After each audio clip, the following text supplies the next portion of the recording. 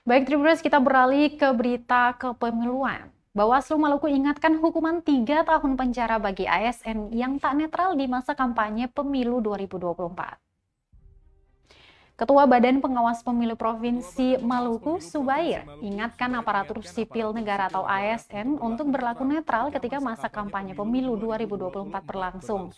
Menurutnya dalam pasal 547 Undang-Undang Nomor 7 Tahun 2017 tentang pemilu menyebutkan ASN yang tidak netral selama masa kampanye berlangsung dikenakan ancaman hukuman 3 tahun penjara dan denda 36 juta rupiah.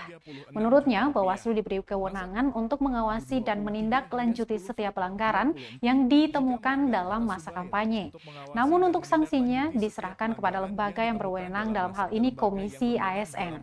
Sementara aturan untuk ASN tertuang pada pasal 494 yang berbunyi setiap ASN, TNI Polri, kepala desa, perangkat desa, dan badan permusyawaratan desa yang melanggar larangan sebagaimana dimaksud dalam pasal 238 ayat 3 dipidanakan kurungan paling lama 1 tahun dan denda paling banyak 12 juta rupiah.